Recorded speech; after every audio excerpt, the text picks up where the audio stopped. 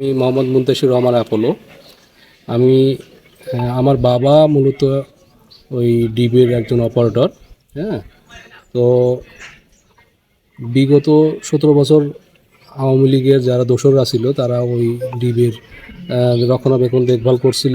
পরবর্তীতে 5ই আগস্টের পর অন্তর্বর্তীকালীন সরকার আসার পরে এই অন্তর্বর্তীকালীন সরকার এটা আবার নতুন করে সার্কুলার দেয়। সেই সার্কুলারের মাধ্যমে আমরা ইন্টারভিউ দেই এবং ভাইবা পরীক্ষা দেই।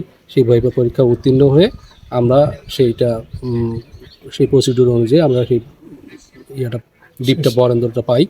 হ্যাঁ, এখন আবার সেই সময় এই ফ্যাসিস্ট আওয়ামী লীগের দোসররা, এই আশরাফুল মেম্বার, এই সাগর, এই সোনা, এই রেজাউল সরকার, এরা ওই সময় আমাদের কাছে একটা চাঁদা দাবি করছিল।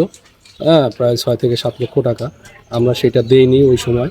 বিধায় তারা এইবারে এই আমাদের এই জাতীয় নির্বাচনের পরেই এই এই দোসররা আবার দেখতেছে বিভিন্ন জায়গায় এই পার্টি অফিস খুলে বসতেছে। এইটার ধারাবাহিকতায় তারা এই সুযোগ নিয়ে আবারও এই আমাদের এই ডিপ টিউবওয়েলের ইয়েগুলোতে তালা মারতেছে।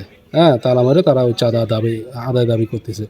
তো আমার বক্তব্য হলো এটাই যে আমরা সরকার যে ম্যানুয়ালি অনুযায়ী আমাদেরকে দিয়েছে, যদি তাদের কোনো চাহিদা থাকে তারা সরকারের সঙ্গে যোগাযোগ করুক। তারা বরেন্দ্র কর্তৃপক্ষ আছে, তাদের সঙ্গে যোগাযোগ করুক। তারা যদি সরকার যদি তাদেরকে দিয়ে দেয় তাহলে এখানে আমাদের করার কিছু না, কারণ এটা সরকারি সম্পত্তি। এটা আমাদের কারো ব্যক্তিগত সম্পত্তি নয়, সরকারি সম্পত্তি। এই জন্য সরকার যদি তাদেরকে দিয়ে দেয় তাহলে আমাদের আর করার কিছু নেই। কিন্তু প্রক্রিয়া অনুযায়ী কিন্তু তাদেরকে আসতে হবে। কিন্তু তারা সেটা না করে হুমচিকেলি সন্ত্রাসী কর্মকাণ্ড পরিচালনার মাধ্যমে তারা এই বিভিন্ন ডিস্ট্রিবিউটরগুলোতে আমাদের তালাবদ্ধ করতেছে। আমরা এর সুষ্ঠু বিচার চাই।